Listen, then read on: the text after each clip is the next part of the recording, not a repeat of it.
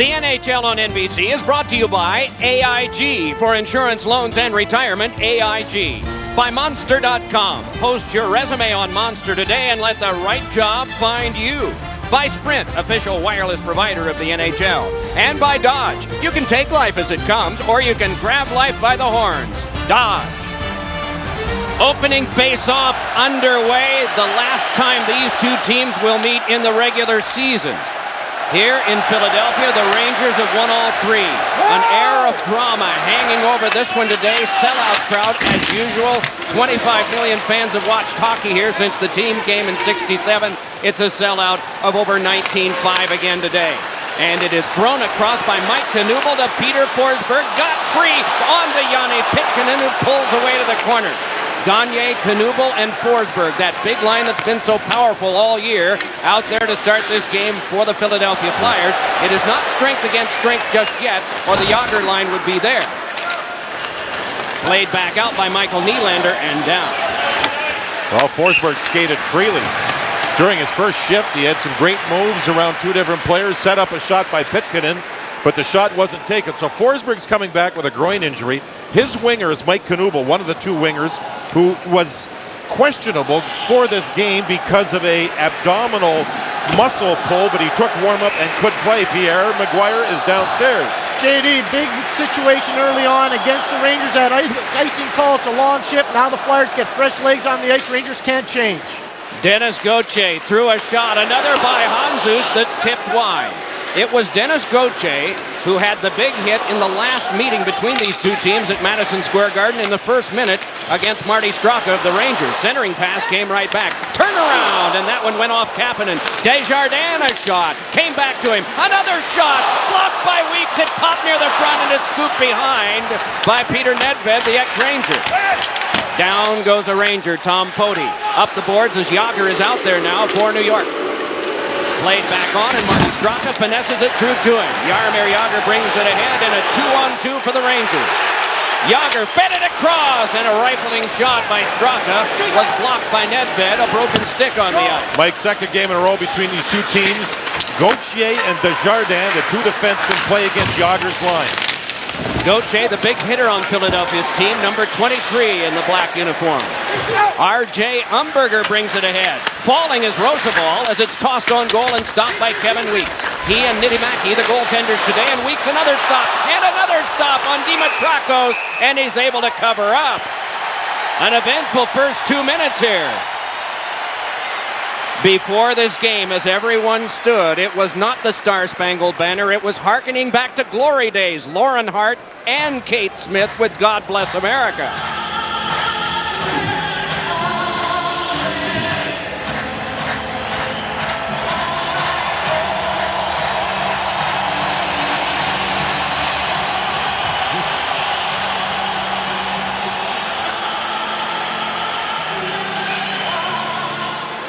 What an impressive ovation that received. That moment is saved only for special games.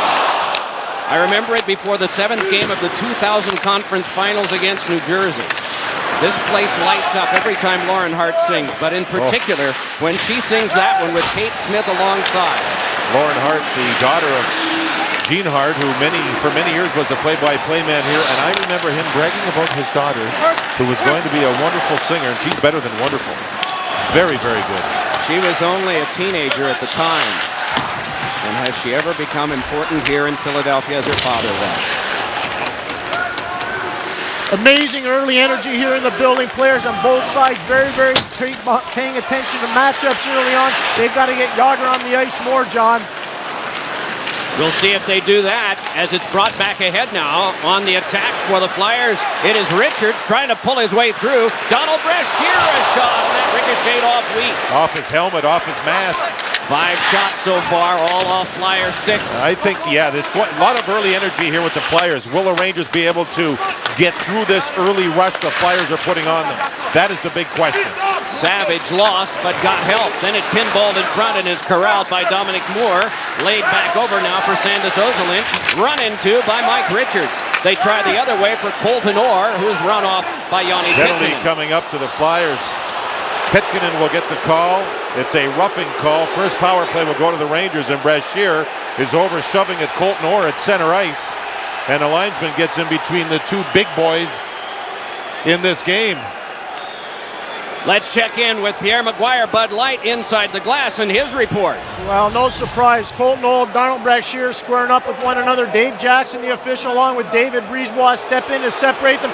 Don't be surprised to see something like this carry on later on in the game, especially if we have a bit of a lopsided score. But there's a lot of animosity between these two teams, and Brashear and Colton Orr personify that kind of animosity that we expect from the Rangers and the Flyers. And Brashear is only 5 feet away from Pierre as he says it. Do you think that was a hint? Brashear was just coming off the ice right to the bench. Pierre is there where he can hear a lot that goes on. It is a two-way street. They can hear him too. What's that? Here is Bruca, run into by Simon Gagne on the penalty kill. Fed onto the back now for a pass on to Jaromir Jagr. Jagr looks over. A little pass in front is tipped away from Straka. Then handed across for a return to Marty Straka. Oftentimes the setup man for Jagr. Played onto the outside once again. Turning around and dropping a pass back was Nylander. That is cut by Gagne and cleared. The Rangers go with 4 forwards. Straka playing the point on the power play. It's a big power play for the Rangers because the Flyers have carried the offense. All 5 shots belong to Philadelphia so far. This is the poorest team on home ice in the league at penalty killing. Jagr lost it. It's knifed on back to the point, held by Tom Poti. Flipped it on for Peter Sikora. The blast back in deeper, poked away from Darian Hatcher. Worked on back to the point and walked on by Poti. Then across to Sikora. Drive! It's deflected wide by Ratchi. Niittymaki tried for it, but it squibbed around behind and is jammed on by Straka to the last 37 of the power play. Straka turning away from the stick lean of Hatcher and gets a little more room. Moving in is Poti. That one chopped, but into the body of Ratchi. Tried to lay it ahead for Kapanen, and it's blocked aside. Straka he reached back without looking and blocked the pass, and Kapanen had a breakaway. Hustling ahead now is Ward. Dropped the pass back that's chipped away and brought back on by Brian Savage. Nudged it on ahead to Richards. Richards had it knocked away on defense by Poti. And more time off the clock. 2 seconds and 1. Pitkanen out of the box. The Flyers have killed it off. Ward able to hustle ahead for the Rangers and poke it back in. Dennis Gauthier behind, sealed up there by Blair Betts. Back it comes, and Gagne can turn back with it. Well, this is not the matchup the Rangers want against the Forsberg line with Fedor Tyutin and Thomas Pak on the ice. Look out. Offside is called. You know, Pierre, it's going to be tough all afternoon with the Rangers having injury problems, especially to Darius Kasparaitis, to get caught. When you're the visitor, the Flyers have the last change. Is it not more difficult then to get the matchups you want against Forsberg? It is, John, but one of the things you have to know after you're on the power play, Ken Hitchcock's probably going to hold in reserve Forsberg, Knuble, and Gagne, so you got to be prepared as soon as the penalty's over that those guys are going to jump on. And so you can't have that matchup. You got to make sure. And that's the same thing that will happen when the Rangers are killing a penalty. When it's over, the Rangers will come back with Jagr's line. And by the way, here we have some power against power right now. First time in the game. Nylander, Sikora, and Jagr are out against the Peter Forsberg unit. That is Knuble and Gagne, his wingers, as it's trickled back in. Moving in is Desjardins. Around behind it came magically right over to Peter Forsberg, as it seems to often do. Pass for Gauthier was off his stick. And it is turned back, but into some trouble by the Ranger defense. Jagr able to slide it across. Sikora had a stick lifted. A nice defensive play by Mike Knuble. The only Iron Man, the only man to play in all games for the Flyers in an injury-marked year. As a shot goes off the glove of Weeks, and a penalty coming up. It'll be against Forsberg the Rangers. Or Nylander. Forsberg and Nylander had a battle at the center ice red line.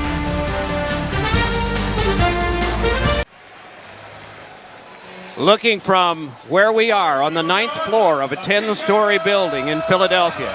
Right up in here is the penalty as Nylander, without the puck there, ran into Forsberg, and Forsberg ripped his helmet off. Nylander's in the penalty box.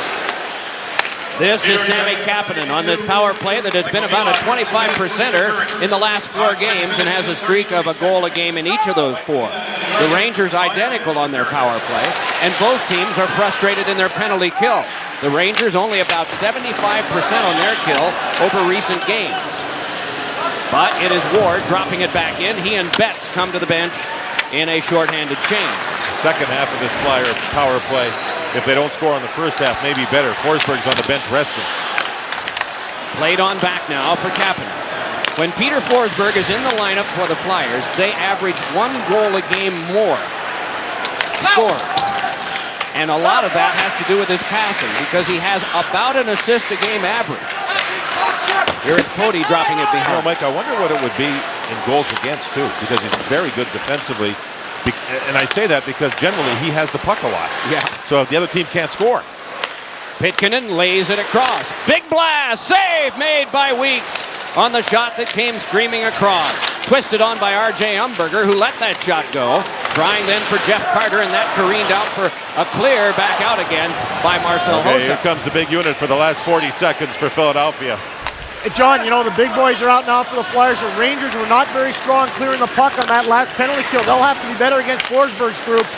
They have Betts out along with Ward, and Forsberg nearly able to swagger by the defense, but a good cancellation by Polk, and now Forsberg sent one side and score! Knuble!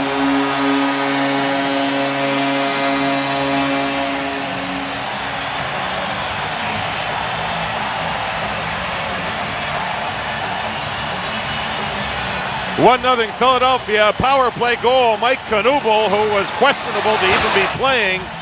You see him down by the net. He releases the pass by Forsberg, goes under Feder Tootin, and there's Knuble with his 4th power play goal of the season against the New York Rangers. Look at the pass underneath the sliding defenseman, and then Knuble put it back against the grain on Weeks. The impact of Peter Forsberg already showing in this game. Primary assist on the goal by Knuble. Meyer gets the secondary assist. 34th by Knuble, 13th on the power play, Pierre. Strong on the puck when you're the New York Rangers. That puck's got to come out of the zone. It didn't come out of the zone. That's why you saw all the white sweaters going north and the puck started going south. And that created the mini 2-on-1 down low that Knuble was able to capitalize on.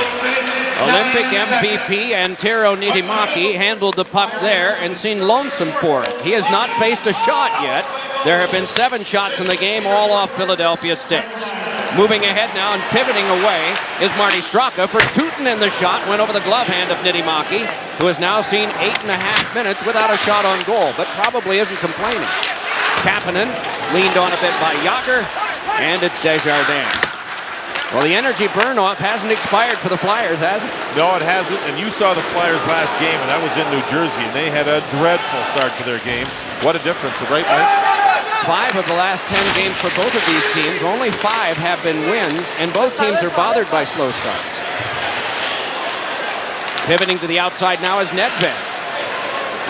Able to escape Tootin. A centering pass was just away from Savage by Michael Handzus.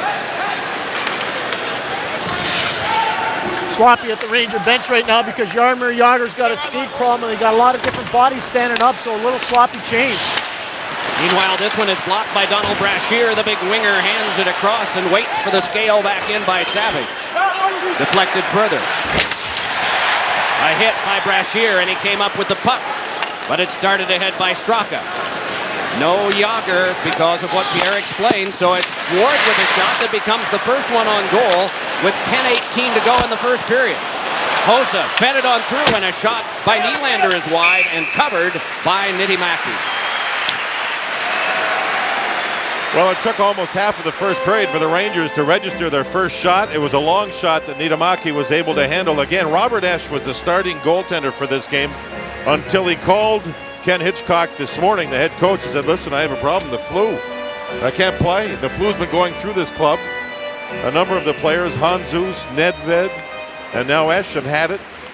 And Robert Esche has been playing very well for the Flyers. Puck back to the point for Tom Pody's pass, and the shot by Ozolinsh is turned aside. Looked like it might have bounced off the mesh. Yes, and it did, so play is stopped. Tom Renney, the coach of the New York Rangers, was asked before the game today the significance of this contest for his team. I want to win this division first and foremost. This is a great game for us today. You know, it's practice a game, but I don't want to make it sound as though that's all we're out there doing. We want to win this game. Well, they've won all 3 games they played in Philadelphia this season. The Flyers look very sharp early, halfway through at least this first period. They look very sharp.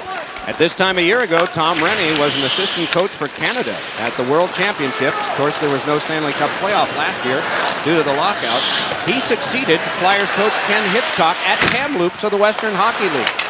And they have known one another for quite a long time. Rathje lost it at the half boards.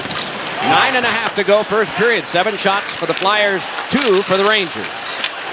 See the energy that Ryan Holwig brings for the New York Rangers. Little shoot-in, forecheck pressure, created 2 or 3 chances. Good job by Holwig. I think the whole line had a good shift with Moore and Pruka on it, and the Rangers need a lot more of that.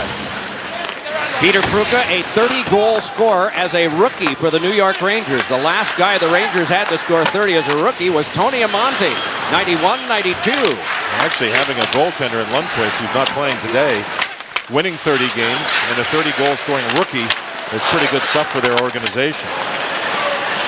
When will Lundqvist play again, do you think? I think Tuesday against Ottawa, the last game of the season for the Rangers. He's had a hip flexor muscle strain, and he's been practicing. In fact, practiced here in this building this morning prior to the game. The New York Rangers want Colton Orr off the ice, and they get Jaromir Jagr on the ice to go against Forsberg. Now Orr just changed, but a little bit late. They're going to correct him. They want him off the ice quicker. This is tapped away by Kevin Weeks, the goaltender. 10 road wins for him this year. Lundqvist, who has been the star for the Rangers this year, has had 9 road wins, but has not been able to play a lot lately. Just 1 win for him since the Olympic Games against one of the top echelon teams. If you take the top 8, he's 1-4-1 against those squads since the Olympics, but hampered by injury now. Desjardins dropped it back, and the shot is turned aside by Weeks. And the man who let it go, Simon Gagne, 45-goal scorer, went after the puck. And he's had a lot of shots. He's had 320-some shots on goal, at least 100 more than anybody else on the team. Simon Gagne is another one of these guys with a chance to hit 50 this year. 4 already have. Here is a feed to him, and the shot was off his stick and against the glass. 4 guys right now have already reached 50. Jaromir Jagr is one of them. He just passed it ahead to Marty Straka. Then up the wing to Sikora. Then back to Jagr. Wedged there by Nedved. Jagr trying to escape him. Jaromir Jagr cruising around behind. Gave it on to Straka, then took it back again. Jagr a shot, and it ricocheted off Straka's skate wide. Centering pass is tapped on carefully by Gauthier and eventually outletted. And again, it's that defense pairing, Gauthier and Desjardins, to play against Jaromir Jagr. Earlier in the season, Hatcher had been on the left side against Jagr, but they've moved Darian Hatcher from left defense to right defense in this game. And that's where he used to play when he played all those years in Dallas with the Stars. Rathje tried to force it, but into traffic. Pruka took it away, but was nearly canceled by Richards. Comes back at him again. Mike Richards, one of the members of the Calder Cup Championship team here in Philadelphia with the Phantoms a year ago. The American Hockey League franchise that has produced so many players for the Flyers this year. 20 guys have come up from the American League. Donald Brashear is not one of those. He jostles for the puck that came loose off Richards and eventually is taken by the Ranger defense, but they can't do much with it. Still they work, and Ozolinsh saw it scale behind. Healthy hit occurred behind the net, but meanwhile, it's back on for Pruka. Tom Poti comes to the bench after that collision. Seems to be okay. Both teams make a change in line. Big hit by Poti on Richards, and Richards appeared to be okay. Darian Hatcher has played some on the right defensive position in his history. Ken Hitchcock said before the game he would take that position today. Currently he's not on it. He's the lefty and number 2 who lobs it back in. What's the difference between left and right for him? He just thinks he plays better. He played many years in Dallas with Richard Matvichuk as his partner, and he just felt comfortable there. And the plan was to play him on the right side with Freddie Meyer, but we'll see as the game moves along which side he plays. Skillful job by Malik on a Hawkey's forecheck by both Carter and Umberger, but an offside is called. 5:33 to go, first period. 1-0, the celebration by Mike Knuble. Text WIN to 81714 from your Sprint or Nextel phone for a shot at getting you and 10 friends into a game of the NHL Stanley Cup Final. Would that ever be fun? Well, here is Hatcher. And again, Mike, the Forsberg line is on the ice against a young defenseman in Thomas Polk. He's playing in place of Darius Kasparaitis, the Rangers defenseman who's out with a groin injury. Rangers are without Marty Ruchinski, Steve Ruchin. Good grab by Weeks on that hard shot from Freddie Meyer. Yeah, Freddie Meyer, the left defenseman. Hatcher's playing over on the right side. Meyer made a good play on the power play goal that Knuble has on the pass from Forsberg, the only goal that we've seen scored in this period. Let's take a look at that play. And I neglected to mention the play by Meyer. The Rangers looked like they were going to move the puck out of the zone. Watch Meyer here. 34, Fred Meyer. There, keeps the play alive. That's the turnover. Now all of a sudden it's a 2-on-1. And just gorgeous. The pass by Forsberg across to Knuble. Play never would have happened had Meyer not been able to keep the puck in the zone. That's a real good look at it. Meyer, another one of those players who came up from the Philadelphia Phantoms this year, Pierre. You know, John, though, it was a trend that was happening for the Rangers. That last sequence, too soft on the puck. You had guys cheating on the wrong side of the puck. They got to get on the defensive side of the puck rather than the offensive side. What do you mean by cheating? Moving up the ice, trying to capitalize and create offense rather than staying back and protecting in front of their goal. Be on the goal side of the puck, not on the offensive side. And especially on the penalty kill. Rangers with more trouble with the Flyer forecheck. Pody shoved it back to Straka, filtered it through again to Tom Pody, but rushing back in was Michael Handzus, one of the better defensive players in the league. This one plopped on back to Dennis Gauthier.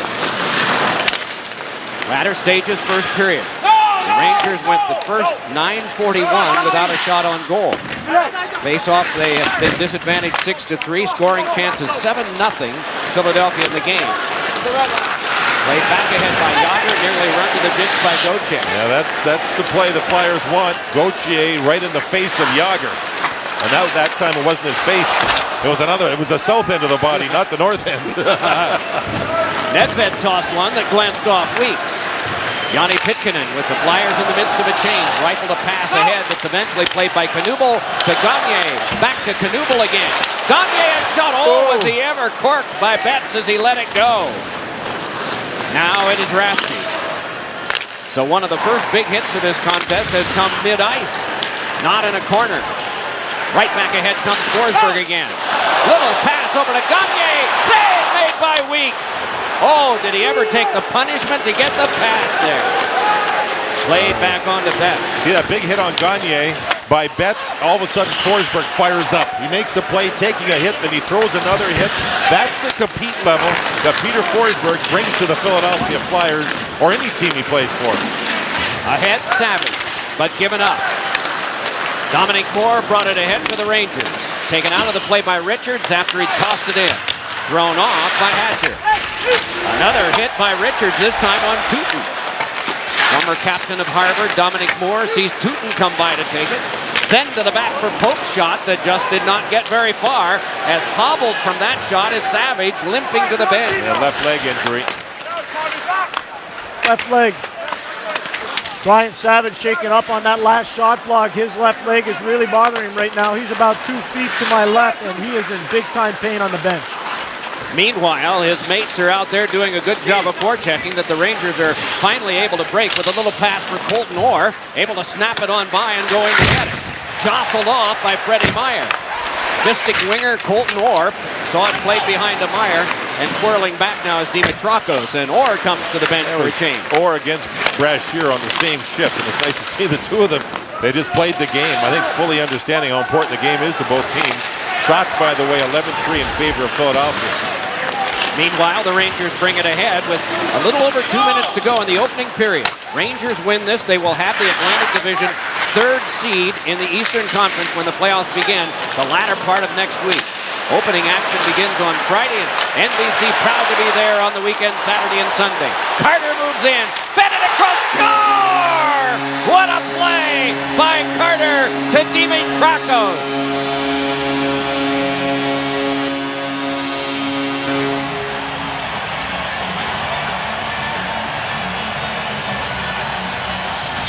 The Philadelphia Flyers trapped Ozolinch at the other blue line. Now it's a 2-on-1, and the pass is gorgeous. The goaltender Weeks has no chance. Carter's pass had to go around the defender. Forehand, backhand, now the pass. Beautiful play. Ozolinch, the other defenseman for the Rangers, was trapped at the Flyer blue line, and that led to a 2-on-1. And the Flyers have been patient by playing good defense and then taking advantage of the Rangers getting trapped. And when they take advantage, you make plays like that, a gorgeous, gorgeous goal, a 2-0 lead.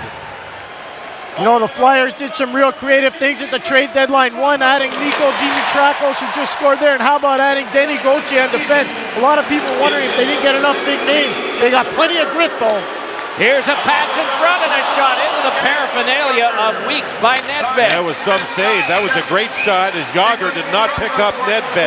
Nedved was open, got the shot, and now there's a power play coming up. Philadelphia will have it when we come back. Well, look at the Peter Nedved scoring chance. He gets on the inside of Jágr. There's the shot, a terrific save by Weeks, and then Jágr continued on over on the left side and ended up taking the penalty. There's Jágr with Nedved. He's got him, but he stopped skating. And Nedved's on the inside. Beautiful pass by Handzus. And then the penalty was taken by Jágr. The hooking call at 18:29. 1-for-1 on the power play are the Philadelphia Flyers this afternoon. Dimitrakos' goal came from Carter and Umberger at 18:09. Drive by Pitkin and ricochet back, and hobbled by that shot is Ward. Gagne back into Forsberg. Looks toward Knuble, tried to bounce one in front, and Weeks is able to pounce on it. That was a pass that went off the skate of Malik, and Weeks had to be sharp. Coming up on our Dodge Intermission Report, Bill Clement, Ray Ferraro, and Ed Olczyk with scores and highlights, as well as a look at the Detroit Red Wings, another President's Trophy championship this year. That's coming up on our Dodge Intermission Report.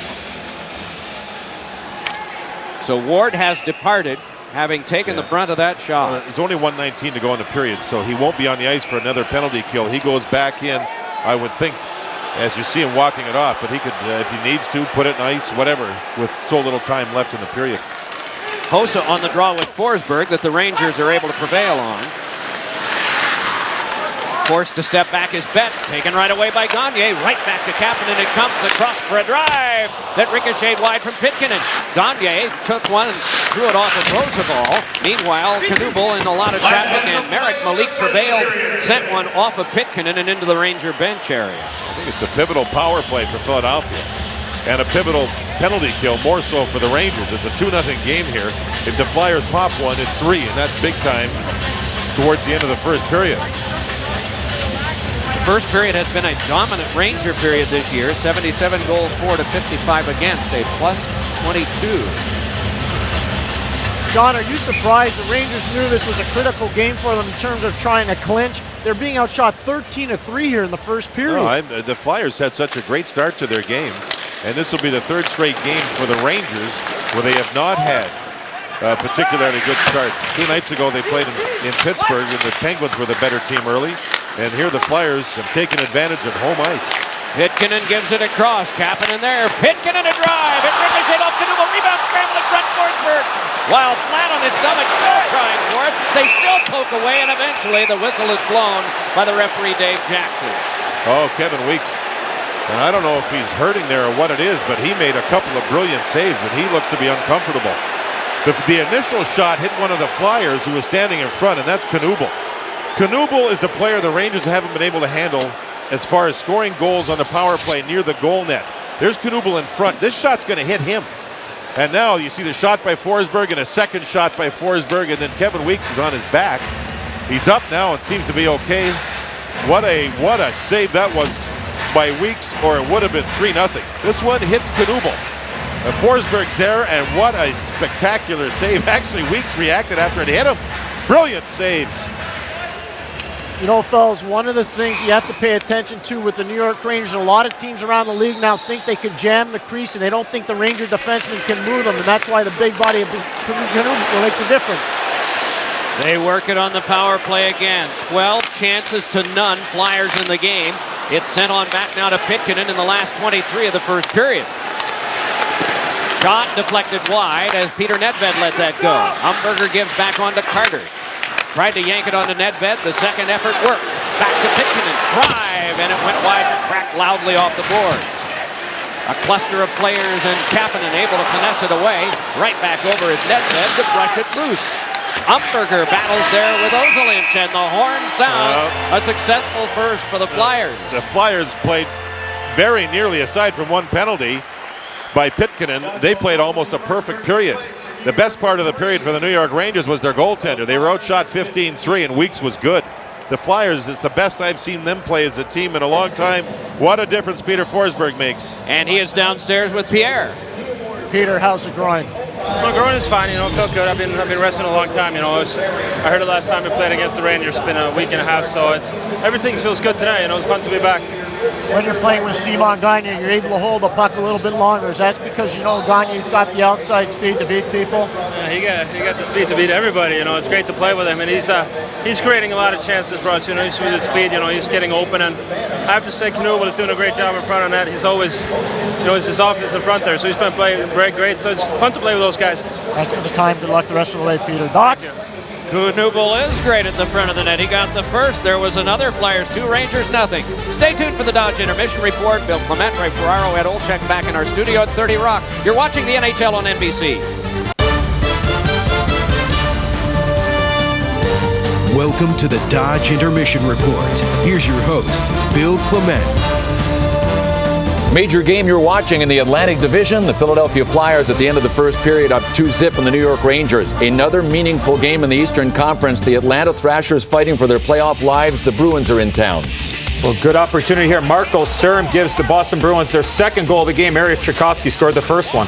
And then Andy Sutton deflects the Nicholas Havilland shot to make it 2-1, and the Thrashers, who score all kinds of goals, it's Jim Slater beating Tim Thomas. Playing on his birthday is Tim Thomas, but it's 2-2 after one. Tim Thomas, a 32-year-old rookie. He'll celebrate later, depending on how this game turns out, as we welcome you back to the studio. Bill Clement, Ray Ferraro, and Eddie Olczyk. Let's talk New York Rangers for a second, gentlemen. Ray, their coach Tom Renney this week said, we've got to commit to the things we did in the past to make sure we're as good in the future. What was he talking about? Well, he's talking about attention to detail. Tom Renney coaches a style of hockey that is very responsible without the puck. The Rangers have gotten away from that. They have turned the puck over far too much. They miss Henrik Lundqvist in goal. And as well as they play without the puck, they have been hurting on the power play. Just 3 for 31 in April coming into this game. Eddie, the Flyers are with Peter Forsberg today, but this season they've been without him 5 different times. He's missed 21 games. How deep could the Flyers go if he is not in their lineup in the playoffs? Well, I think they have enough depth to win a round, but I don't think they can go very much farther than that. Peter Forsberg is probably the best all-around player in the National Hockey League. But when he has been out, you've had the likes of Carter. We saw the great pass that he made over to Dimo Chakos. You've had Richards, who's had a phenomenal year. They picked up Peter Nedved towards the end of the season. So their depth will certainly be able to be where they go to for the rest of the year. But the key is Peter Forsberg and Simon Gagne. Peter Forsberg's health, absolutely an issue. We'll see how he does in the playoffs. When we come back, we're going to talk about the Detroit Red Wings. Several of them won gold medals in Torino. Now, they're absolutely looking for a Stanley Cup, and we'll be back with that story right after this.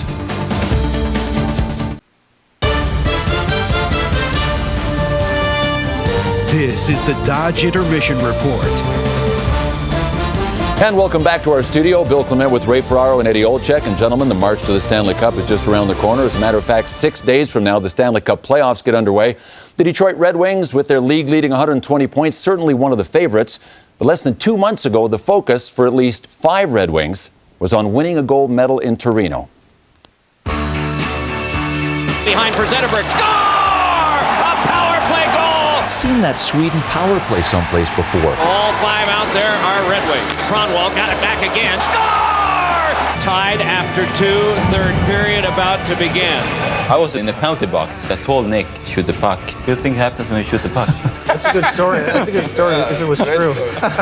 Dr. Korver broke his stick right off the face-off, and he went to grab another one. I think he was supposed to cover me. A drive, score! Lidstrom, and it is 3-2 in favor of Sweden. I don't think anybody expected to go in. Pretty far out, but I went in. It was great. Great feeling to see that really, really important goal. Sweden's 3 goals were all scored by members of the Motor City Quintet, helping drive them to gold. The gold goes to Sweden!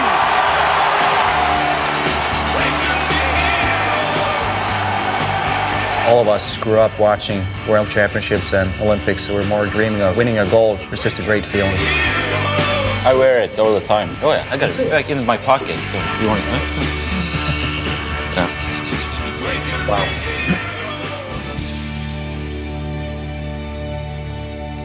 Tomas Holmstrom knows how to have fun, doesn't he?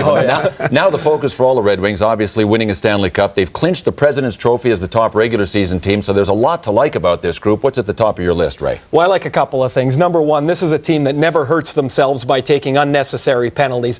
Number two, they have fabulous puck control, and with the new rules being enforced in the NHL, this is a tremendous advantage over most teams. And Eddie, they also have the best defenseman in the National Hockey League. I think he's going to win the Norris Trophy, and that's Nicholas Lidstrom. Well, let's see. You need talent.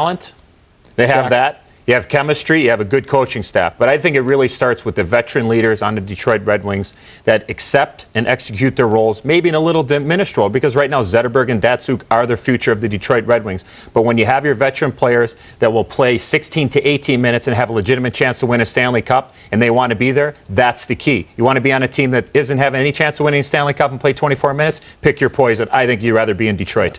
Awesome team any way you cut it. We want to let everybody know that we will have the Detroit Red Wings on NBC next weekend, but the playoff schedule isn't out yet, so we don't know if it will be Saturday or Sunday, but we will have them. We also know we'll have more hockey this afternoon as the NHL on NBC continues right after this.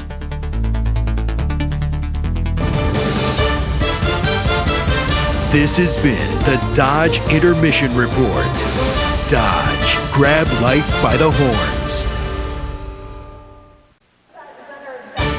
Let's take a look at our first period statistics brought to you by MasterCard. Overwhelming shots on goal 15-3. Scoring chances 12-0. But 15 minutes have passed. Maybe the Rangers can change it. We'll see in a moment. The NHL on NBC is brought to you by Capital One. What's in your wallet? By Michelin, a better way forward. By Vonage. Vonage, leading the internet phone revolution. And by refreshingly smooth Bud Light. Always worth it. Carryover power play time for the Flyers at the outset of the second period. So will something have changed for the Rangers? This is cranked out of play into the Ranger bench area, and so very quickly after we start, we stop. Jason Ward is back out there now, so that's a healthy sign. And Savage is back to the bench. He blocked a shot for the Flyers, so he's okay. Let me ask Pierre Maguire, with Jaromir Jagr part of the Rangers game, would you double shift him this early in the game? I think you have to, John, especially being behind 2-0. The team only had 3 shots on goal in the first period. You got to get him going. Once he's in the game and energized, everybody else plays off his lead. He's the go-to guy on the Rangers. Get him out there every other shift. Would it take away flow from the other guys? I don't believe so, no. And I mean, they're used to that now. They know Jaromir Jagr is their meal ticket. Do you sense that he's really into this in terms of wanting a double shift right now? Absolutely. He wants it. He is just chomping at the bit now. He wants to get out there and rock and roll. Pierre Maguire down where he can see and read the expressions on faces. Here's Roosevelt. Away from Gagne. It's nuts behind for Marek Malik. Teams are at full strength here. Early going second period. Estraka crosses at center and then had to fiddle one over to Jagr. Tried to return, but Gagne was in the way. Down to the ice he went, held by Jagr. Given across to Straka. Nice denial on him, though. And it's played back ahead by Peter Nedved, and eventually it comes up to Gagne to drop it back in. When Straka gave Jagr the puck, immediately Gauthier was right there. So Jagr has not been able to skate into the offensive zone with full control of the puck. Well, it's not new for Jagr to experience this at this time of year or playoff time. Wyatt Smith from the Islanders, Jay Pandolfo from the Devils. He has not scored in the last 5 games against New Jersey because they have focused on him. And we saw that with Dennis Gauthier the last time these two teams played. One of the big things about playing the Devils with John Madden's line is he wins faceoffs. And so that takes the puck away from Jagr's line a lot of times. He's very, very good, and that's made a big difference. He was 11-4 against the Rangers, and a couple of nights ago he was 11-4 in winning faceoffs against the Philadelphia Flyers.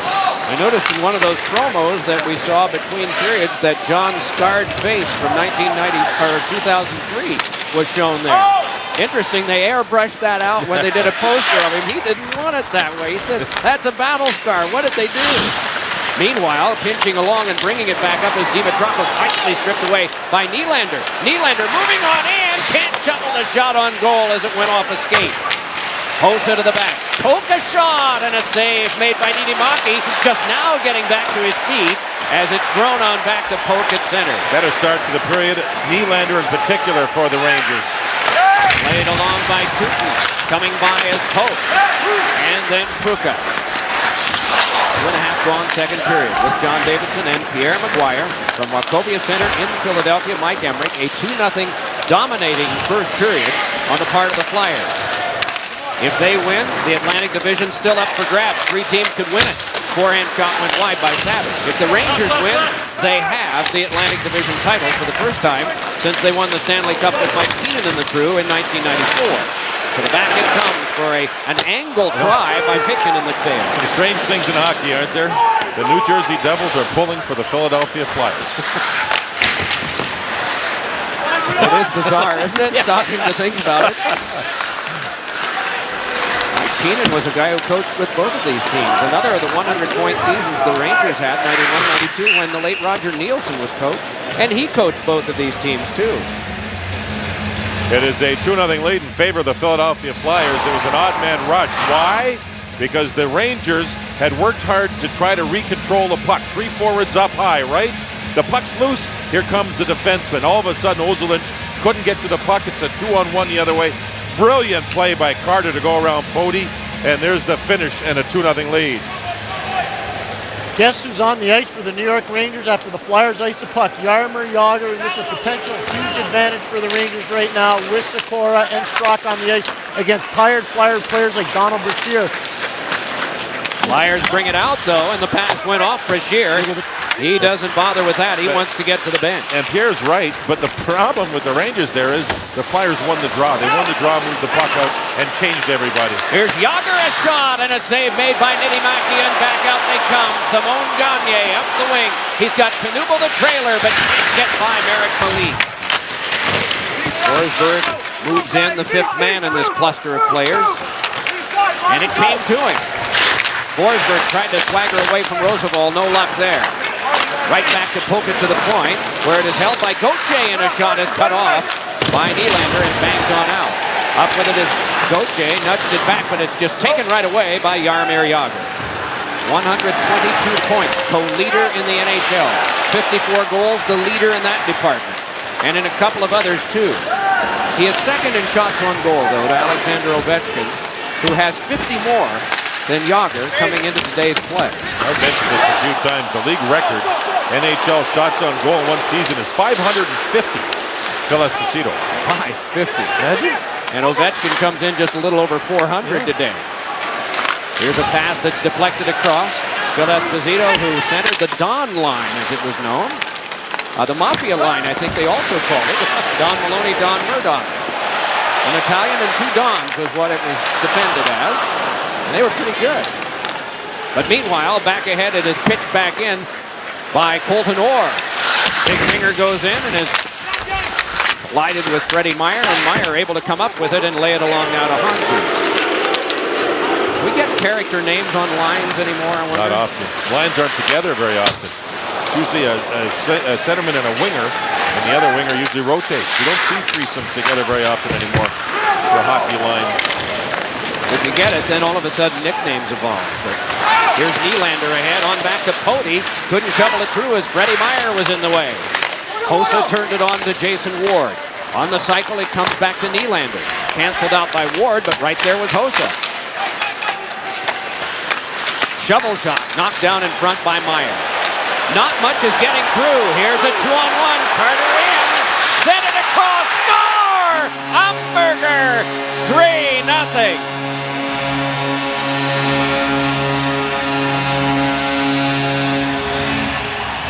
A youthful mistake by the Rangers, and the Flyers' youth makes some great plays. Fedor Tutin is a left defenseman.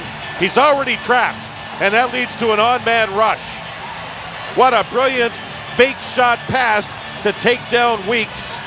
And again, Carter sets up a 2-on-1 goal. Carter fakes a shot. Weeks goes down anticipating it, and there's the pass across, and the slam dunk goal by Umberger. Carter with 2 brilliant assists. Fedor Tutin, the young defenseman, got trapped inside the Flyers zone, much like Ozolinsh did earlier, and that set up a 2-on-1. You know why he got trapped, John? They were trying to get Tom Pody off the ice so they could get Thomas Polk on the ice. Fedor Tutin usually doesn't play on that side, so they had a problem, some miscommunication, and they got hung up on the Ranger bench. That led to a big-time 2-on-1. Poor communication and bad judgment in terms of changing on the fly. Was Jeff Carter ever a playmaker? When you can have a guy come up as a rookie and do this, be a part of the championship team with the Philadelphia Phantoms a year ago. Here's a chance in front and a wonderful stop by Niittymaki. Another try, and that deflected wide as the Flyers guilty of a turnover. And the first really bona fide great Ranger chance of the game. Niittymaki made the big save. He seemed to have a little trouble handling the puck, but he recovered in time. Brilliant save. Jani Pitkanen dribbled it back in. Tutin canceled out. But plenty of reinforcement this time. Boy, jolted off after that pass was Polk. He gets up, but he seems to be all right. Looks like he might have gotten up slowly, but he's fine to stay out there now for the Rangers. As this is Desjardins taking the toss from Pitkanen. Giving ahead to Knuble, back across and run off on the play, but illegally was Brashear. There will be a penalty coming up against the Rangers. Early stages, second period. Flyers by 3 and a chance for more. Marek Malik in the penalty box. You're going to see him right in here with Brashear. The stick comes up, clips him across the left cheekbone. No question, high sticking call. Malik in the penalty box. So it's the third Flyer power play of the day. One for the prior two they are. As this one is forced behind for the toss back down the ice that comes from Strudwick. So Niittymaki pushes it around behind. The shots are 16-7 in this period. 4 for the Rangers, 1 for the Flyers. Flyers with the decided advantage in shots and most other of the statistical departments here. But the only shot the Flyers had, Mike, was a 2-on-1 with Tutin getting trapped. Here's Moore with a nice move, but it failed at the last moment. Looked pretty good 1 against 2 there, didn't he? He had a good play. He's a good penalty killer, talking about Dominic Moore. Blair Betts is out now to try to force the Flyers back deeper. Succeeded that much as we're down to 45 seconds gone on the Ranger kill. Now gliding ahead is Forsberg. Tried to step by, still kicking to control and holds. Back it comes to Pitkanen. Fakes the drive and gives over to Freddie Meyer. Then to Forsberg. Nice protection of the puck. Hands back on to Meyer. Drive! And that one kicked right back to Pitkanen. At the front of the net, Knuble as well as Gagne now. Pitkanen to the outside, gets it back from Meyer. Fell while throwing one that's dug out by Knuble and handed to Forsberg. Then back to Mike Knuble again. Sami Kapanen hands over to Pitkanen. Then back across to Gagne. Front of the net, Knuble to the outside. They tried for Forsberg. That didn't work, but Forsberg got it again. Gagne back to Pitkanen. Drive deflected away by Blair Betts. 25 left on the power play. Mike Knuble settled back to the point for Pitkanen. Fakes the drive and hands it across. It's fed for Pitkanen and the shot is knocked down neatly and swept back out, but injured is Betts. Left arm injury, and then Pitkanen, he can bring it. He has a big time heavy slap shot. Betts gets to the bench and it seems to be okay, but that left arm seemed to block the shot. The Ranger bench is totally excited after that Blair Betts shot. That's a guy sacrificing for the good of the team. Maybe that can help them generate some momentum, fellas, but the whole bench really up because of that shot blocked by Blair Betts. Hey, it was a courageous play, and he is still hurting. Still hurting. Here comes the Pitkanen shot. It's a down low shot. Betts goes down and wham, right? Ooh, off the inside it appeared to the left arm. I think that's what it was. Has he got any protection there at all? Not a whole lot. No, not off the inside. Take a look at the Flyers' last goal. You see the shot coming from the defense. All 4 Rangers here. There's the loose puck, and again, it's a defenseman getting picked off, but still, he shouldn't have been in. That was the young player, Fedor Tutin, and it's a 2-on-1, and a gorgeous play by Carter again. Carter's made the plays with 2 2-on-1 goals that are just beautiful, beautiful passes. But it's the patience of the Flyers defensively that is, and the Rangers getting too impatient offensively, and the Flyers have counted. Time for sprint sounds of the game. Let's listen to Dennis Gauthier, the defenseman for the Flyers. Behind you, Rico, down low! Down low, Rico!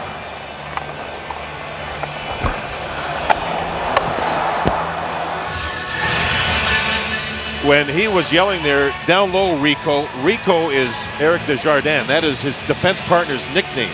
And he was saying down low. Down low is down towards the goal line, in the corner, or the backboards, or the net. So that was Gauthier talking to his defense mate. Well, Terry Murray's not messing around. He's changing the defense for the Flyers. Denny Gauthier right back on the ice against Yager, Straka, and Sikora. Played in by Straka, settled down by Nitti Mackey. It careened over to Michael Handzus. Handzus nudges it on, and it's sent further by Gauthier. And brought back on by Desjardins, and a rising backhander missed the short side and careened up into the mesh. Well, you talk about two defensemen up. Gauthier at center ice, and then the chance for Desjardins. Well, Dennis Gauthier now with the Flyers faded over from the Phoenix Coyotes. He hits it against the Rangers. Here's that hit there. Gauthier was given a suspension on the play, but he's a physical player who, as long as he stays on his side of the ice and doesn't get running around too much, taking himself out of the play, can be very effective. And in this game, he has been in the face of Yager. When Yager has stayed on the right side of the ice, Gauthier's been there. Now, Yager sometimes will go to the near side, which is the opposite side, and try to challenge maybe another defenseman. This is Straka. Lost, and then it's squibbed away from Nitti Mackey on the rebound, and eventually is sent back off and can be brought back ahead by Nedved. Fanning out his Kapanen. The drop comes to Handzus. Back for Nedved. He scores!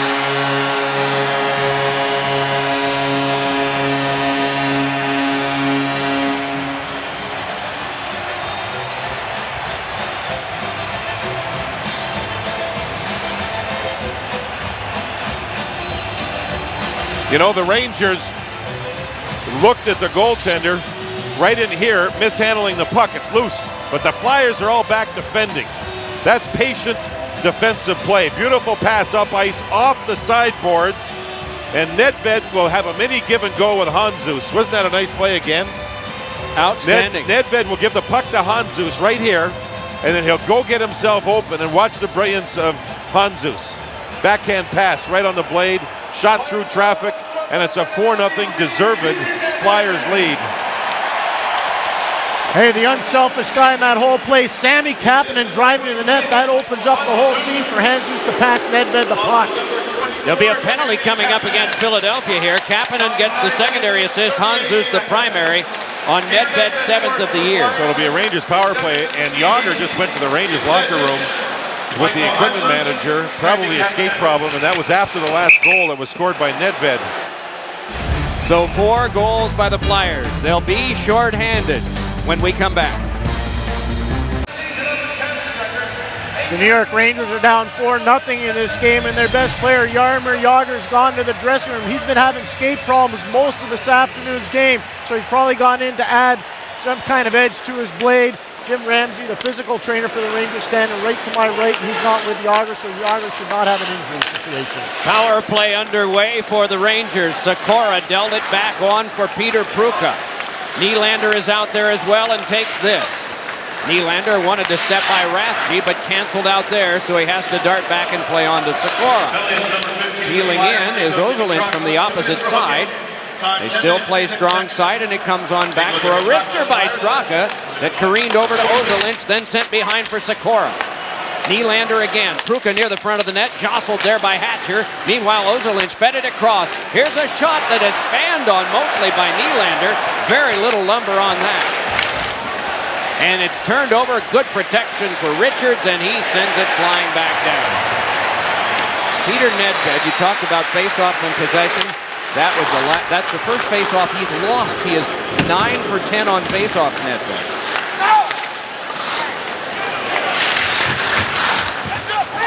Jaromir Jagr has come back to the bench area. Meanwhile, it's Hossa again. Hands back to Straka.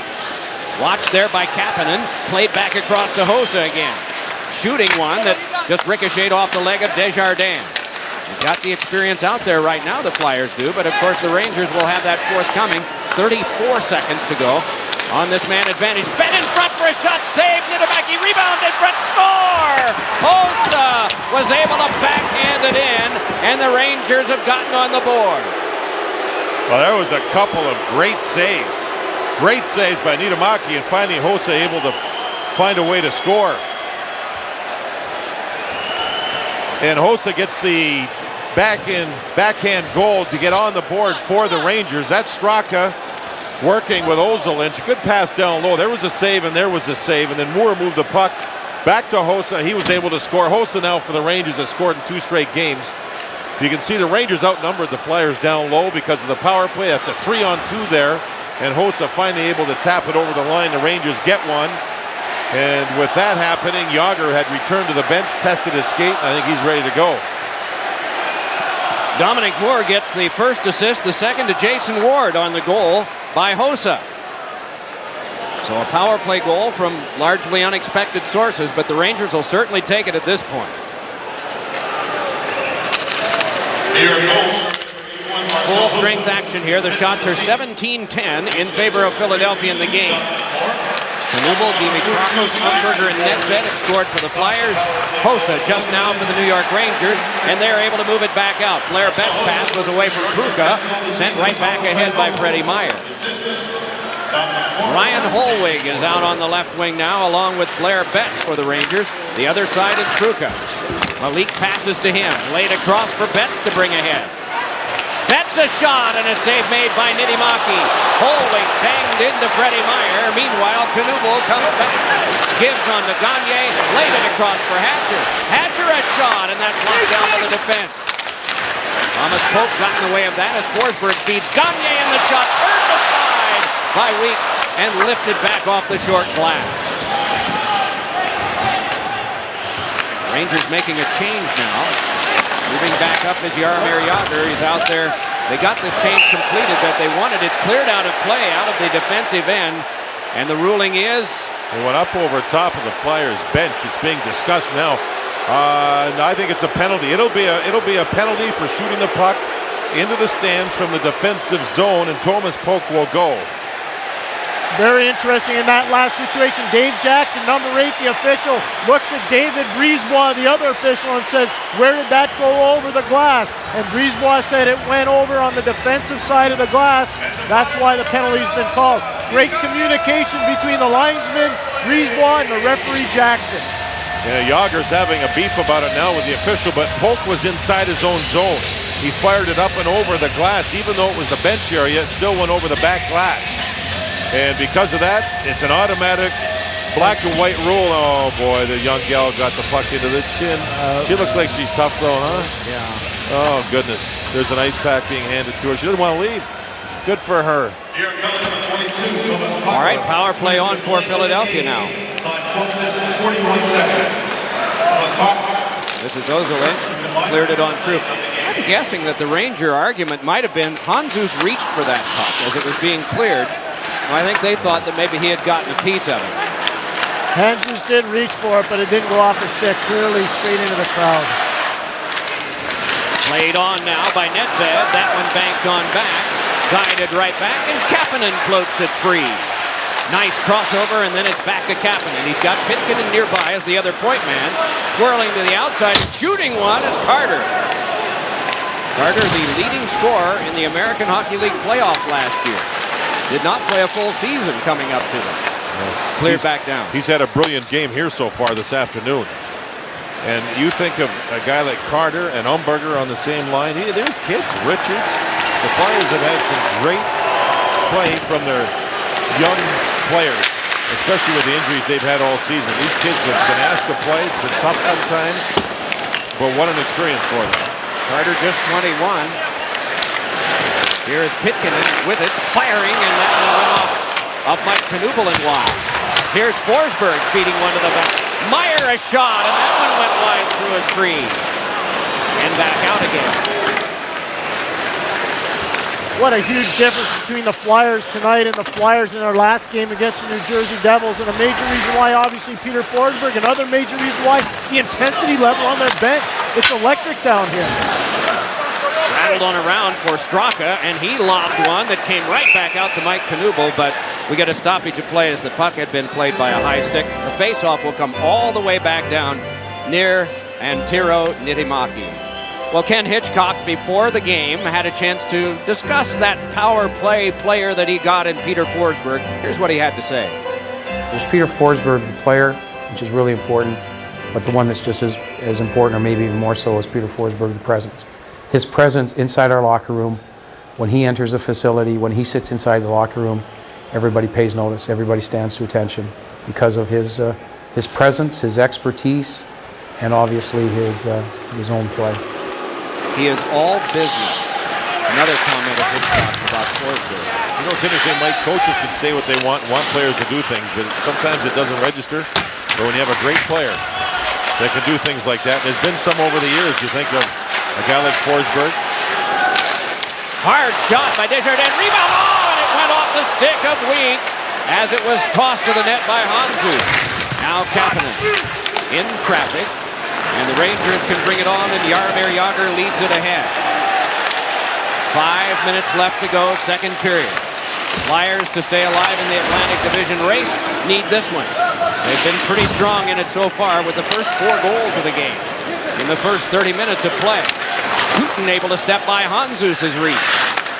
Straka in front, had his stick lifted by the experienced Eric Desjardins, and another chance flew up over the net. Van Hatcher, but Nylander. All the Flyers have to do now is play smart defense.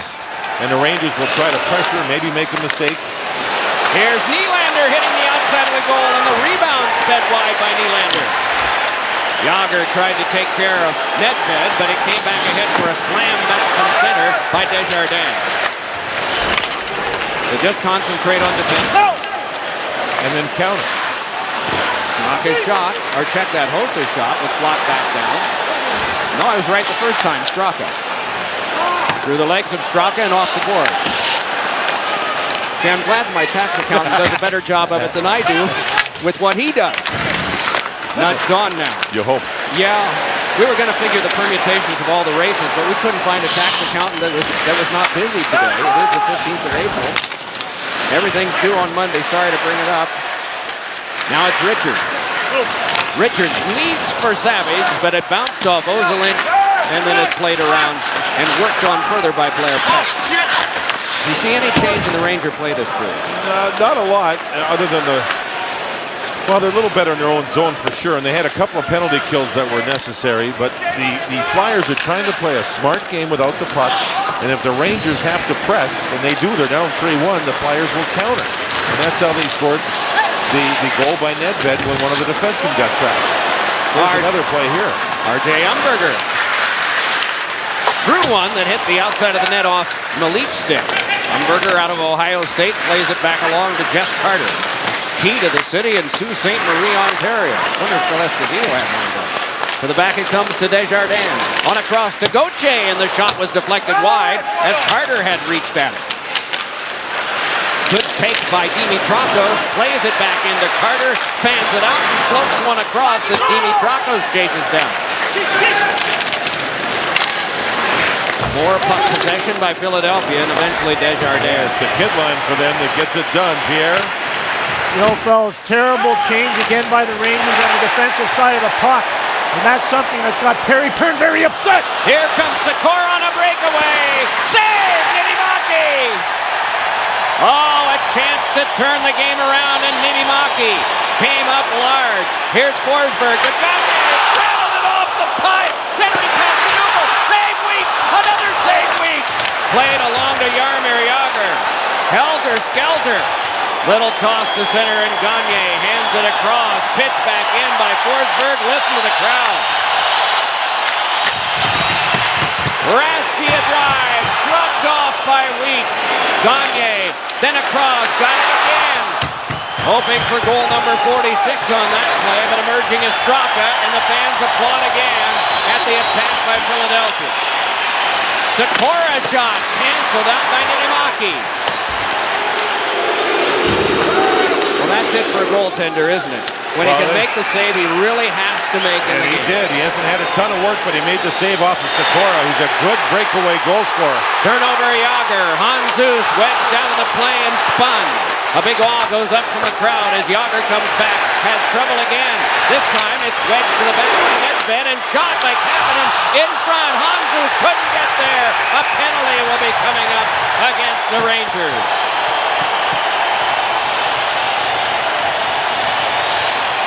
Zakora on the breakaway. Niittymaki kicks it out with his right leg, or the Rangers would have closed it to 2. And then it was Kevin Weekes' turn. Misters Clement, Ferraro, and Olczyk will be along in the Dodge Intermission Report. Scores and highlights. Look at the upcoming playoffs for the Stanley Cup. That's all in our Dodge Intermission Report. Power play on the minor to Ozolinch for hooking. Peter Forsberg dealt it along. Gagne up with it there. Rifles it to the back. Pitkinen fakes and gets away from Betts. Then off the boards it comes to Gagne. Boy, big Mike Knuble in front. What a load. Get tough to move him. Gagne dealt. Forsberg took.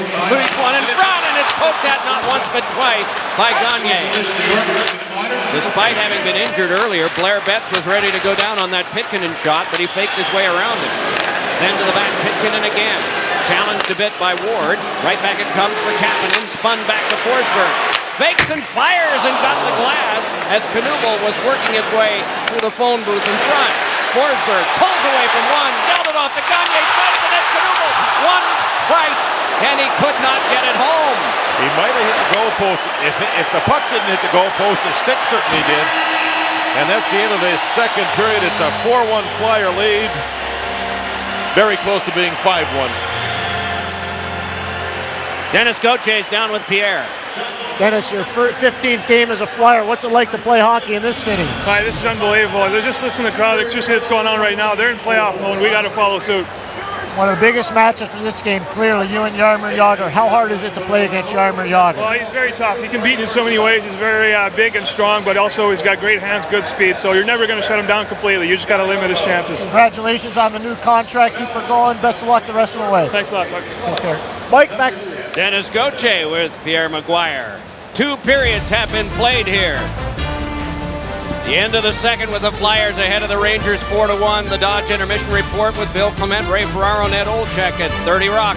You're watching the NHL on NBC.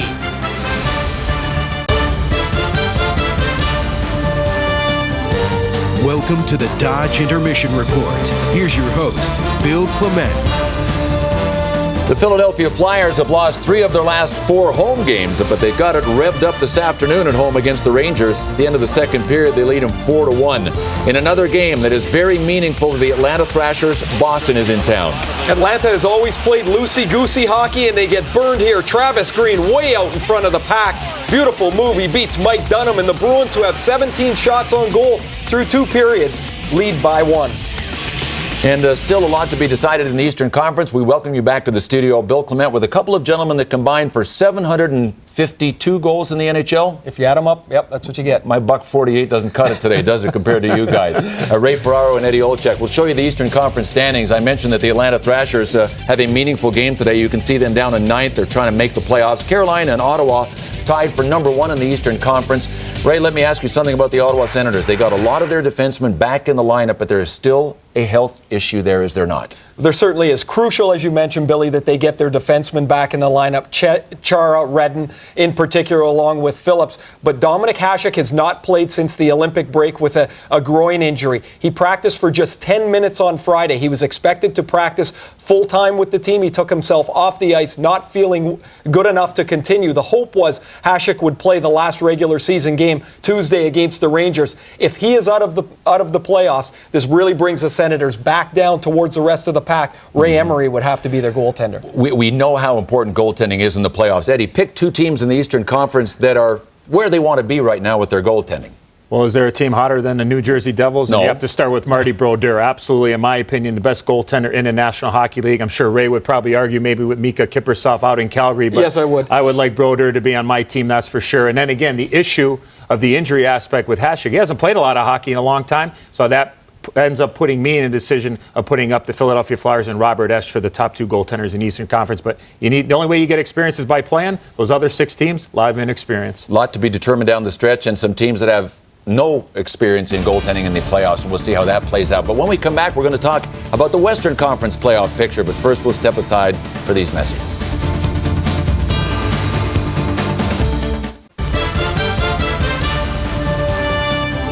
This is the Dodge Intermission Report. Another afternoon of hockey here on NBC. We welcome you back to our studio. Bill Clement with Ray Ferraro and Eddie Olczyk. The Stanley Cup playoffs get underway this coming Friday. We know who's going to make the playoffs in the Western Conference, Jansen. Everybody is asking, at least out west, one question.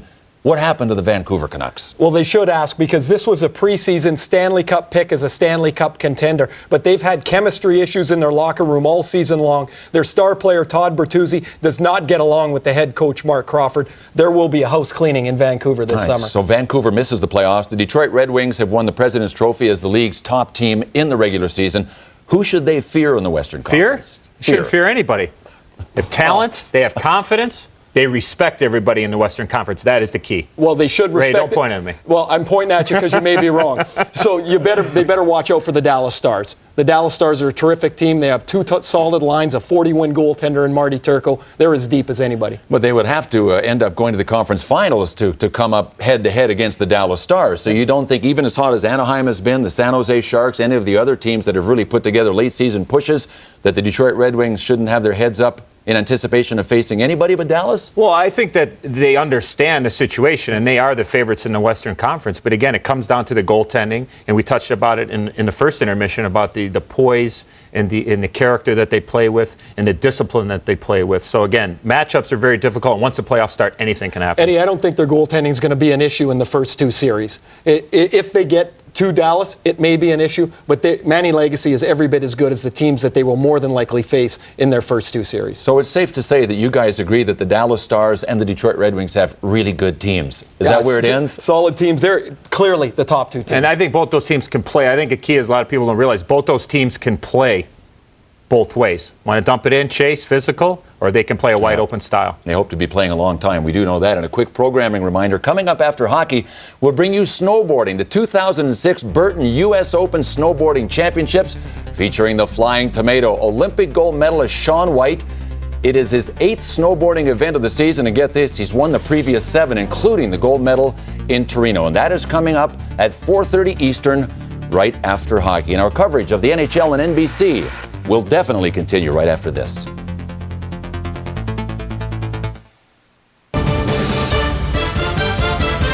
This has been the Dodge Intermission Report. Dodge, grab life by the horns. Flyers dominating through 2 periods, 4-1 lead. This is the 4th goal. Beautiful pass from Hans Uztu. Peter Nedved, 4-1 Flyers through 2. Earthlink stats show 24 shots to 15, 21 scoring chances to 8, 1 scoring chance, 1 shot for Jaromir. The NHL on NBC is brought to you by Dodge. You can take life as it comes, or you can grab life by the horns. Dodge. By AOL. Want a better high-speed internet? You belong at AOL. By Power Bar Triple Threat. It fuels like a power bar, tastes like a candy bar. And by Sprint, official wireless provider of the NHL. Power play to resume for the Flyers at the beginning of the third here. Ozolinsh still in the box on his hooking rack. Ken Hitchcock was talking before the game about the combination of R.J. Umberger, Jeff Carter, and Nico Dimitrakos, and how wonderfully they've played, despite the fact that the top 6 forwards have been decimated by injuries from time to time, including that man, Mike Knuble, who was a question mark today. Drive by Pitkin, and rattle off the crossbar, and is brought back ahead by Ward. The line I mentioned has played 15 games together, and they have come up with 20 goals in that. Well, they're all +2 in this game. All 3 of the forwards you mentioned, Mike. Pitkin, we were talking earlier, what a shot he has, and we just saw it at the crossbar. Gagne played one through, and that went wide. Mentioned earlier, too, in the intermission, that Jaromir Jagr has 1 shot, 1 scoring chance. Desjardins with a headhunter that got the mesh, and play is stopped. The iron is part of the goalie's equipment, isn't it? It is, and Pitkin looks up, I better shoot this one high. Oh, it deflected, that's what it was. It deflected right up off the crossbar and back in behind. I think the entire building and half of Philadelphia heard this.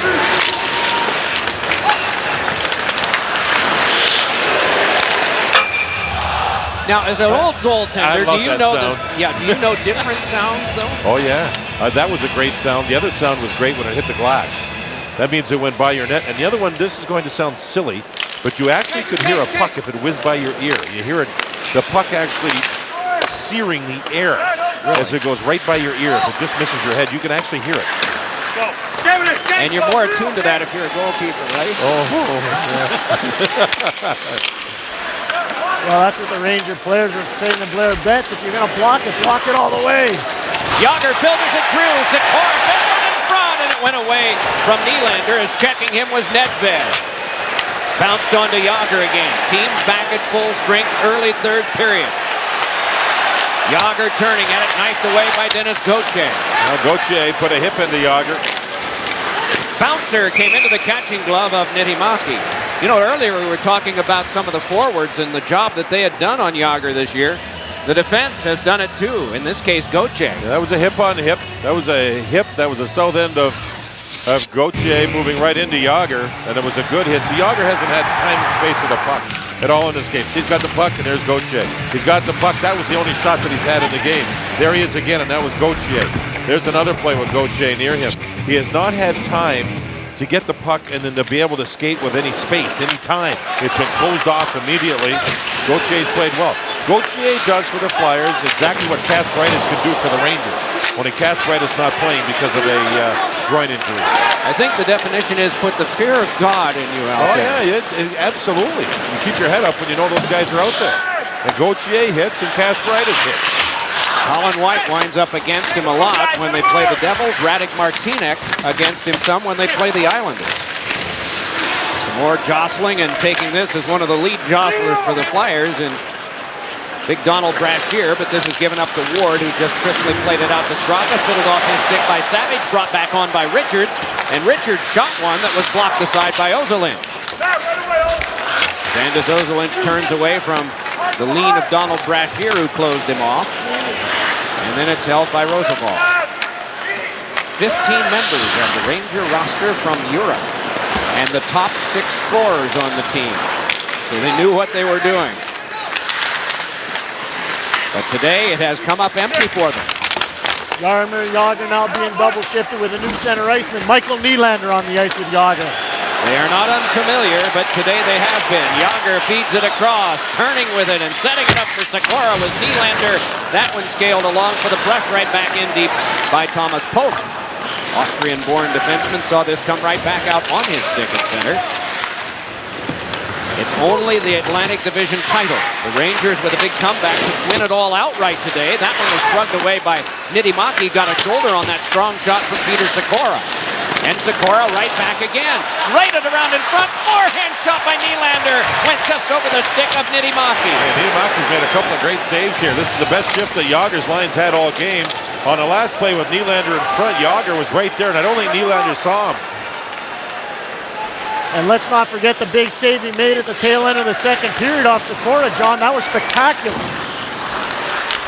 That was potentially a game breaker, and that may seem hard to swallow in a 3-goal advantage for Philadelphia, but all of a sudden it's a 4-2 game, and there's the general feeling going around the bench or in the arena that was the breakaway. that they're coming on. Oh boy. There will be some more coming up here as a crowd gathers. Ryan Hallweg put a hit into Forsberg, and the Flyers didn't like it.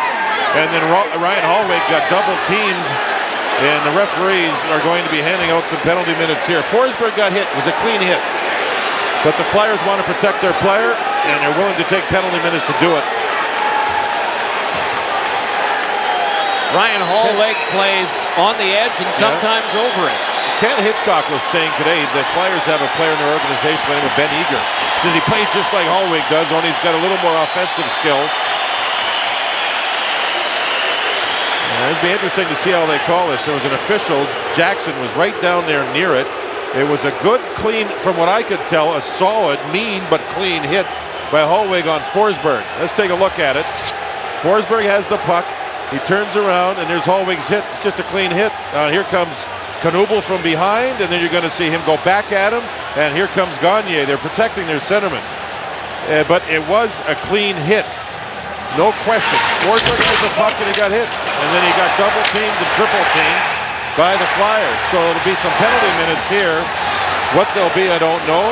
And if it's power play time, it's the Rangers' only chance to try to get back into the game. Forsberg's okay. Hatcher's talking to the referee. Tom Rennie's talking. Jackson was the referee down there, not Kerry Fraser, so Jackson's over talking to both Hatcher and one of the Rangers. That looks like Yager there. There's 2 Flyers in the box and Hallwig, and I don't know what Hallwig's in there for. It was a clean hit. Pierre? It was a clean hit, John, in my opinion. And you know, the most, I think, devastating part of that hit was the way Mike Knuble came in with the cross-check on Ryan Hallwig. But Peter Forsberg, such an important member of this team, the Flyer players, when that whole thing happened, said, don't let him go, get on him, get on him. And the Ranger guys were all standing up saying, support Hallwig, support Hallwig. And that's why the face will eventually come outside. That was a big play, obviously, in terms of the Flyers showing how important Peter Forsberg is. Now, Forsberg comes in, you watch Hallwig come in, arms are down, it's a shot to the chest. There's the hit by Knuble from behind, and then the cross-check and Gagne comes in. Just watch, Hallwig squares up, it's arm into chest, the one devastating hit, and then Gauthier comes in, Gagne comes in with the high hands. You know, one thing about watching that last replay, when Hallwig made the hit, his stick came up on the follow-through near the face of Forsberg. And then Knuble had 2 shots at him, and Gagne left his feet and went high on Hallwig, and the result is a minor penalty in favor of the Rangers. Yager is still standing there talking to the official. Well, and John, that's why I thought the Knuble hit, if you watch the neck reaction of Ryan Hallwig when he gets hit from behind by Mike Knuble, that's what really caught the eye of Kerry Fraser, and he came over and explained it to Tom Rennie and then over to Ken Hitchcock. You saw some of the games coming up on OLN this week, as well as the Stanley Cup playoffs on NBC next weekend. Boy, will that ever be fun. Okay, here it is. Hallwig 44. He gets a roughing minor. Gagne a charge and a cross-check to Knuble, so a power play Rangers. And looking at the net results here, the Flyers, I think, did the right thing. They're only going to be short 1 minor penalty. They're already up 4-1, and they wanted to send a message that they were going to protect their a great player in Peter Forsberg. So I think the Flyers, in essence, in watching all that, would be very happy with the way things are sitting right now. And particularly on the big board right now, as they are 2 points away from 99. If they get the 2 points in 60 here, looks like a good chance that they will, but you never know. Rangers with 100, the Flyers with a 60-minute win would have 99. And still, 2 games left to play.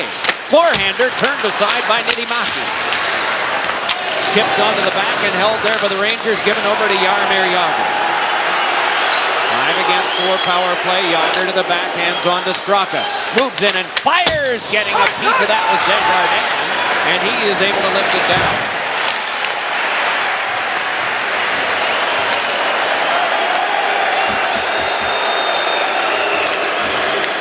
So now it's Jagr's puck to play. Away from Nedved. Slides back and hands it on to Straka.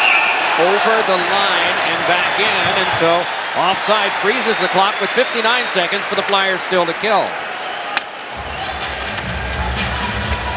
Rangers make one change to take the youngster rookie Peter Pruka off the ice and put Peter Sikora out there. You know, Ken Hitchcock, the head coach, when he left his junior team in Kamloops years ago, the man that replaced him in Kamloops, the coach that junior team, the Rangers head coach, Tom Rennie. So they've known each other for a long time. And Ken was a part of the process, the interview process, and they had 2 men ahead of Tom Rennie. One of them was the editor of the paper in town, so he couldn't take the job. He was too busy. And the other was Don Hay, who's a tremendous junior coach right now in Canada. He was a fireman at the time and couldn't get a leave of absence. Well, Tom Rennie got the job and led that team to Memorial Cup. A steal and a chance out in front for Nylander, who went down, and it's lofted on back in the last 28. Well, I think the newspaper editor could have sure led a campaign to get the job. Deal with guys that buy ink by the ton. I think you gotta like your chances. Well, here's Sikora, who has had the best chances for the Rangers today. Sees it go to Jagr, then on back again to Straka. Hands it across once more, and it's Roosevelt. Straka, plenty of time for Jagr to blast, and it's held by Niittymaki. Good setup by Straka, good shot because it's on net, and Niittymaki, again, who was not expected to play, has made some solid saves in this game. Just 2 seconds to go on the Flyer minor. Well, it's time to take a look at our feature called Name That Squirt. They never give us a chance to look at this in advance. We're watching it for the first time as you are. And we're trusting that the squirt was not a goaltender, but somebody with a great right-hand shot. Oh. Well, it's a Whaler number 11. Now, who would that have been? Pierre goes back so far in junior hockey or youth hockey, he might know. Well, Pierre knows he knows all the players. I'm going to say Simon Gagne. I'll tell you what, it looked like Darian Hatcher hit him after he scored that one goal there. I can tell you that. Whoa. Oh, a chance in front, and the shot sent wide by Mike Knuble. And that's my guess. Oh, it is correct. Okay, we are told that it is Mike Knuble. Oh, nice going. Pierre, you didn't get that one, big boy. Once in a while, get lucky up here. Once in a great while. Well, the major horse in this game has been the Flyers since the very start of this. 15 shots to 3, 12 chances to none in the first period. Here's a chance in front of backhander, fought off by Minimaki, and he's able to cover. Mike. Let's hear from Pierre. Well, that last power play the New York Rangers had, Martin Straka is up high in the slot. And then what happens is 24, Sami Kapanen goes over on 68, Jaromir Jagr. That opens up a shooting avenue for Martin Straka. Yeah, and you'll see 24 in black, Sami Kapanen come right over to Jaromir Jagr. There's the importance. You see Hansen's pick and big shot on goal. Flyers have it, but just that quickly turn it over. And it is left there for Straka, but lost on the checking of Carter. Back out comes Umberger, has Dimitrakos up the wing. R.J. Umberger plays it on back for a centering pass by Dimitrakos. Came to Umberger, swung it wide. Pretty workmanlike by the Flyers here, particularly when they got the 4-0 and then the 4-1 when the Rangers closed it. It settled things down pretty well here. Their goaltender helped them on that stop on Sikora. Niedermacher is quietly becoming a very important factor here since the beginning of the second period. The Rangers have outshot the Flyers 18-10, and he's quietly made some really solid saves. Or this could be 4-2, maybe even 4-3. Here's Ward shoving it on back to Tom Poti. Flipped one in front that just cut off very confidently by Pitkanen, and he's able to peel away. He's a good young player. So you're looking at the future of the Flyers blue line right there. We talked about some of the acquisitions the Flyers made at the trade deadline. And certainly the Rangers have to be complimented on Sikora, not only because of the production they've gotten from him when the game clock is moving, but also with 3 winning goals on shootouts. Turning around now is Knuble with it. Knuble fed it back for Simon Gagne. Forsberg is out there as it's played back to the point. Gauthier a shot. Gliding in front was Knuble, just as Weeks was reaching out with a glove hand. Now Gagne. That shot bounced to Knuble. Chopped away from him by Poti. And coming by Forsberg. Oh, was he ever rubbed out to the board. And Weeks comes up with a big save. Peter Sikora with 3 body checks in his own zone on that shift. And you know the big body of Mike Knuble makes the big difference. He shields the puck all shift long. We've had some good body work in this game as the game has moved along. Sikora. Ouch. There's a good one along the boards. So we've seen some good body work, and that man, Sikora, hit 3 of them by himself in the last shift as the Forsberg line was controlling the puck in the Rangers zone. Knuble 6'2", 232 pounds. Does he ever, it's amazing to see a guy like Mike Knuble. At one time he belonged to the Rangers. He's been a Bruin, but his career has gotten better as he's gotten older. And it probably clicked in around 30 years of age. He's 33 now. That's usually said about defensemen or goaltenders more than it is about forwards. Their most productive years tend to be the first 5 or 6. Yeah. Well, you know what really kicked in for him? Playing with Joe Thornton up in Boston. When he played with Glenn Murray and Joe Thornton, that elephant line was almost impossible to contain, and that gave Mike Knuble all kinds of offensive opportunities and all kinds of offensive confidence. Yeah, Pierre, he fits the puzzle. Joe Thornton and Murray in Boston, and then Gagne and Forsberg here with Philadelphia. Kapanen shot, Weeks blocked off.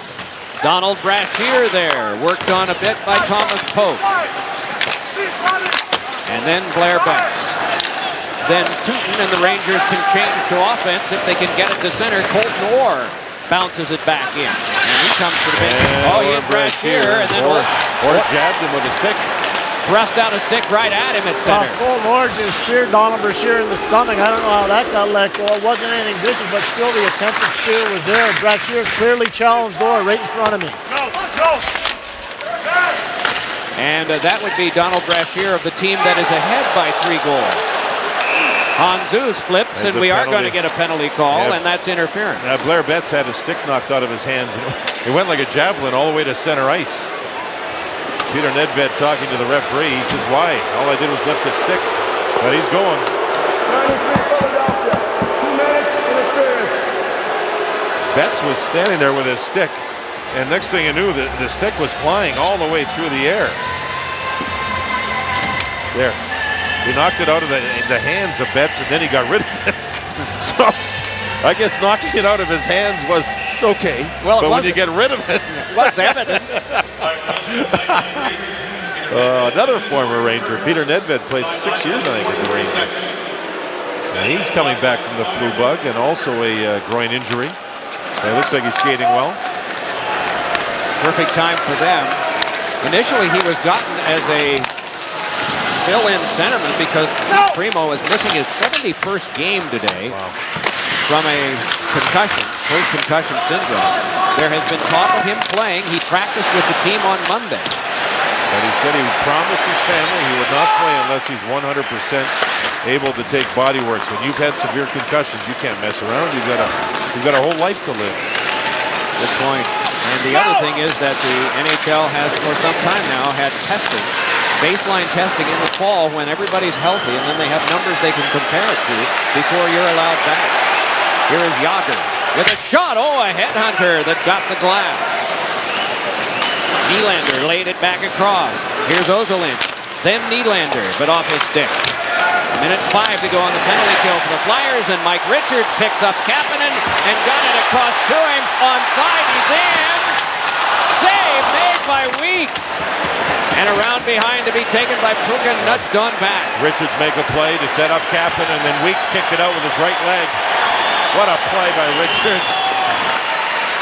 I don't know how he stayed onside. I don't either, but he did. The linesman had a good look at it.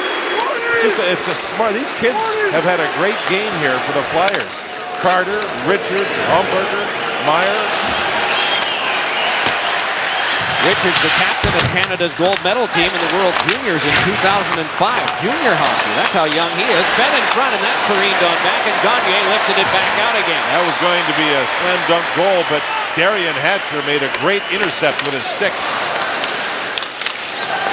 That junior team was spectacular for Canada. Jeff Carter was on that team. Sidney Crosby was on that team. Dion Phaneuf was on that team. That was one of the more special junior teams in the history of the World Junior Hockey Championship. They beat Russia for the gold, and they had no less than Alexander Ovechkin and Yevgeny Malkin, one of whom plays for Washington, and another, the Penguins hope, will be playing for them. Right back ahead at shove by Dominic Moore. Always. Oh, did Forsberg ever want him? Yeah, and Forsberg's going to the penalty box. He left his feet. Did not make real contact, but the intent was there, and that will be what will take him to the box. Here he comes. He's got him lined up. He went to the head. Just missed him. It's a physical game here in Ranches, Philadelphia. Puck goes in deep. Ryan Holwig going for a foot race. Peter Forsberg. A little bit earlier in the period, Colt Lord trying to get away from Donald Brashear, puts a stick right into his stomach in front of me. Kerry Fraser came to the Philadelphia Flyer bench and said all Colt Lord was trying to do is push Brashear away. Good information, Pierre. So it was spotted, but it was not considered to be worthy of the spearing penalty. Here is Jagr now with a pass that came across to Tootin. Power play on for the Rangers. 7:35 left in the third. It is Tootin. Feeds it across. Roosevelt gave it back. Tootin a shot out of the glove of Niittymaki. And then with help, he covers. And Niittymaki able to find the high shot and then find the rebound. There's the shots are 8-5 Rangers here in this third period. Flyers still, however, enjoy a 4-1 lead. Niittymaki worked and very quick to find the rebound. And Gauthier took Nylander right out of the play. That's the good play. Tough to score from behind the goal line when the defenseman gets you away from the net. Good job by Gauthier. Rangers at least got a shot and a chance. The prior 2 power plays, they had neither on either. But they got one early on this. See if that springboards to more. Yager left it behind but regathers. Then Tootin has Roosevelt and got it to him. Inside the box is Straka. To the outside, though, it comes to Nylander. Then Roosevelt again. Tootin a shot, and that deflected to the glass. Booted along and then played further by Straka. Yager holds. Nearing the halfway point of the kill for the Flyers. Yager with a shot. It's off of the glove of Niittymaki. Played back along now by Nylander. Picked up there by Hatcher. Twists it weakly along, and it's cleared and back down. And Straka gets up to protest, going down but not drawing a penalty. 45 to go on the power play. Flyers will throw a wrench into the Rangers' hopes of getting the Atlantic Division title. If they win this game in 60, they will still be 1 point away from the Rangers. The Rangers will have 1 game left against Ottawa in New York on Tuesday. The Flyers will have a pair left tomorrow afternoon in New Jersey and then Tuesday night at Long Island.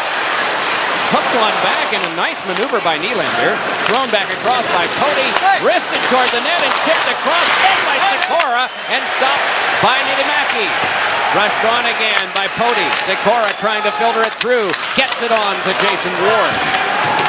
Ward protects pretty well. Then darts to the net. Sikora couldn't come up with a pass. Centered it off the outside of the cage. Poti moves it across. Penalty time up. Yager there throws one that careened on back. With 5 3/4 minutes to go here. And the penalty box empty to Peter Forsberg. He racks in and out of traffic and plays it ahead to Richards. Looked like a tornado going around and around and around, but held onto the puck, made a good play. And we have a penalty coming up. The slashing call against, I believe, the Rangers. They get close, but not in because of Antero Niittymaki.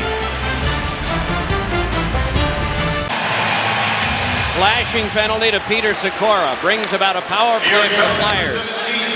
Forsberg, Knuble, and Gagne are out there for Philadelphia. Sent on back for Pitkinen, gives it across to Sami Kapanen, but away from his reach. Knuble cancels with Tootin. Reaching in Forsberg, but it caromed for a Ranger advantage, and it's played back ahead now, and trying to finesse in is Hossa. Hossa tied up by the defense, tried to muscle it through to Muir, but it's cut and thrown out by Gagne. Away comes Peter Forsberg, crossing, trying to swagger by. Strudwick said no. Gagne gave back onto Knuble, and then it's back to Pitkinen. Sami Kapanen, the ex-Carolina Hurricane, handed it on to Forsberg. Originally drafted by the Flyers, played it to Pitkinen, and the shot deflected away by Weeks. What a pass. I think that was up in the air on purpose, and Pitkinen had to catch the puck, put it down, but he was wide open. So, John, this is second nature now. I mean, he doesn't really think that much. He just reacts. Peter Forsberg or Pitkinen? Peter? Yeah. I think Peter's having just a fabulous game. I wondered how he would be in the third period because conditioning, when you have a groin injury, you can't skate hard. You can't practice. You can't get your lungs going. But he's been good. I mean, he's been real good. So the score is 4-1, and they haven't taken him off yet. Carter put that one on goal, or at least rested him. He's off the ice right now for the other wave on this power play. Would you with a game tomorrow in New Jersey? 4:03 to go in the third. I think the answer is no, because it's late enough in the game. You can look at it the other way. It's a good conditioning game for him. If he's 100% healthy, and he says he is, then play him. That plays you into top game shape, and the only way you can get there is by playing. Drive by Meyer, blocked aside by Betts. Especially with the playoffs right around the corner, Mike. It's going to be something tomorrow in Jersey, watching Peter Forsberg play and having John Madden play against him. That's going to be some act. Pierre, what would you do? I'd keep playing Peter Forsberg to try to get him in shape, John. I think your point is really well founded. The fact of the matter is Peter Forsberg's a guy that loves big minutes, and in order to play big minutes, you got to play a lot. And there's nothing like playing in a game to get in shape. Nice steal from Handzus by Yager, sends it ahead for Nylander. Nylander tried for Yager, got up with it. Nice finesse move by Big Jaromir. Peels off and drops it in for Sikora. In my mind, the two most impressive Rangers have been Sikora with the chances as well as the hitting, and Blair Betts with his courage. He was ready to block another shot on that power play a moment ago. The big difference in this game was the first period. The Flyers were fired up. The fans were fired up. Forsberg, they were fired up. And then in the second half of the game, this gentleman, who was the MVP not only of all goaltenders, but of the entire Olympics, Niittymaki, has quietly played himself a heck of a game. He's only been beaten once on 24 shots. And in the second half of the game, there's been a few quality shots against him. Remember, the Rangers never had a scoring chance. Not one registered scoring chance in the first period. Been pretty good since, though. Time to look at our Ram Tough line presented by Dodge, and there they are. Nico Dimitrakos, who had just come from San Jose. R.J. Umberger, a draft pick of Vancouver in 2001, was unsigned by them out of Ohio State. Flyers picked him up, and then, of course, Jeff Carter, the first-round pick in 2003, 11th overall. This deflected across for the Rangers to move back out in the last 2.5. Umberger was actually, for a while, property of the Rangers, too, another one. And then they didn't want to re-sign him, and the Flyers did as a free agent. He's a big body that's fit well as that Carter, Umberger, Dimitrakos line is. When you get secondary scoring away from your big guys, it really gives your team a fantastic boost. Peter Forsberg's just leaving the ice. Ken Hitchcock put him right back out for that defensive zone faceoff with Mike Knuble and Simon Gagne. You know, you talk about R.J. Umberger. R.J. Umberger's a kid that grew up in Pittsburgh. He worshipped at the shrine of Mario Lemieux. His entire room, his bedroom, was made up of Mario Lemieux posters. And Pierre got them for him. Because he was there then. Pierre was an assistant coach of the Penguins when they won a couple. He's got a ring to show for it. But here is Hatcher, locked up with Pruka as we're down to the last 2:05 of the third period, regulation time, and the tilt. Ahead now is Kapanen with a blast that is deflected off the corner mesh by Rosabal, and again, play is halted here. Well, we're looking forward to next weekend. The playoffs actually begin on Friday in the NHL, but we will be covering action Saturday afternoon and Sunday afternoon, and it will be thrilling, and we haven't determined all the positions yet. There are only 3 positions out of the possible 16 that have been determined as we sit here right now. Ken Hitchcock was talking earlier about one of the effects that he's noticed in this year's National Hockey League. I love the action. I like the flow. The only thing I would really hope, and we're going to see this in playoffs, is that we allow the physicality to take place. Because I can tell you right now, there aren't as many hits, but the hits are big, and they're thunderous. And from that, from hitting, comes passion. And from passion comes excitement. And a reason to pay the price of admission. That's right. Exactly. And here is some of it. There is still the possibility they might meet in the playoffs. You just don't want to give any quarter here, despite the fact this one's pretty well settled. Now the Flyers have their defensemen in with their forwards, so no one's outnumbered. Faceoff will be outside the zone. There's 1:44 to go here in the third. I think the score in the, there's another shot by Brashear to the back of the head of Betts, and I'm not quite sure why. A misconduct has been handed to Brashear. He's gone. Harry Fraser very quick with him. Brashear has 44 penalty minutes in the series to lead all players between the two teams going into this game. And during his last shift, he got involved here. The puck is down below and on the ice. That's Thomas poke there with Savage. Betts moves in. Here's the first shot. There's the second, third. Yeah, from behind is Brashear. And then when the thing looked like it was over, Brashear will sneak in behind, and there's another shot to the back of the head. Brashear's had a quiet day, hasn't played a whole lot. He only had, I think, a few shifts, but making his presence felt here late as the score is determined. It's been a smart game, and if you're going to even do this stuff, do it like with no time left. It doesn't hurt your hockey club at all. You do run a risk in the last 5 minutes of any contest in getting into something pretty wild, because it can cost you big time. And your coach. Yeah. And your coach. Jaromir Jagr absolutely irate, talking to Kerry Fraser, actually screaming at Kerry Fraser and Dave Jackson. He watched that whole thing from the Ranger bench, and he's saying, what about Donald Brashear? Yeah, he gets the misconduct, but what about all the extra headshots after the play? And you know what? He's absolutely right. Brashear was over the line.